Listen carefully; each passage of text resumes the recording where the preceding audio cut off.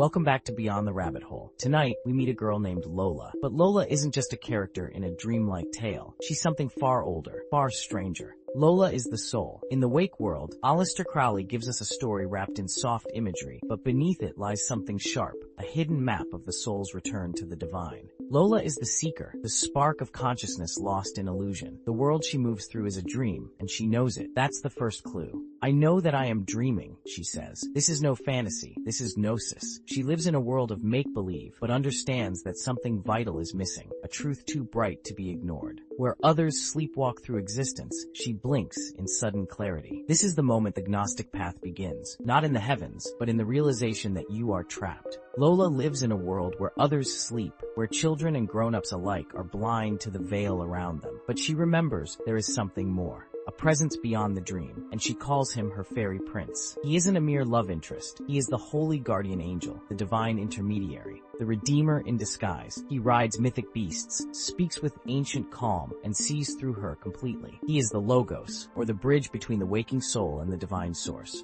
And when he kisses her, the dream dissolves. She wakes up quite. That kiss is not about romance. It is a shock to the system, a lightning bolt that reminds her what's real. In that moment, the illusion collapses. The false world fades like mist in sunlight. Lola isn't just loved, she's seen fully and completely by something vast and eternal. This kiss isn't romantic, it's ritual. It's the ignition of the Gnostic path, the moment when illusion falls away and the real path begins. To seal this bond, the prince gives Lola a ring carved from amethyst and etched with ancient symbols. INRI and TARO shimmer across its face. Roses, crosses, an unblinking eye. It is not decoration. It is a cipher and a tool of invocation, of resurrection, of remembrance. The ring isn't worn for beauty. It's a key. Each symbol is a riddle. Each engraving is a doorway. The ring becomes her spiritual compass that points not north but inward. And like all true tools of power, it only works when used with intention. Whenever she needs him, Lola is told to kiss the ring, gaze into its depths, and softly call his name. And so she does, but not idly. She crafts a sacred personal liturgy in the form of a poem, a ritual of symbols and flame, fusing the language of Kabbalah, Rosicrucianism, and Tarot.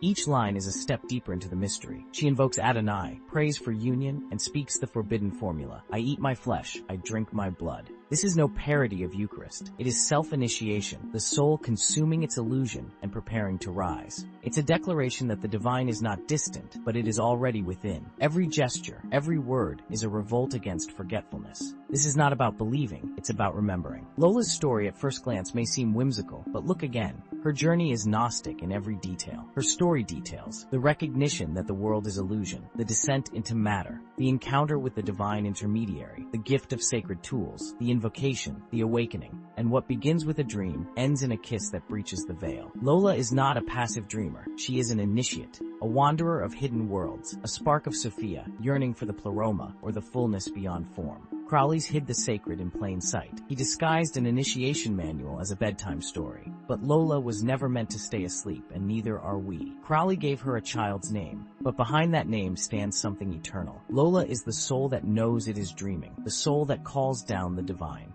and the soul that dares to wake.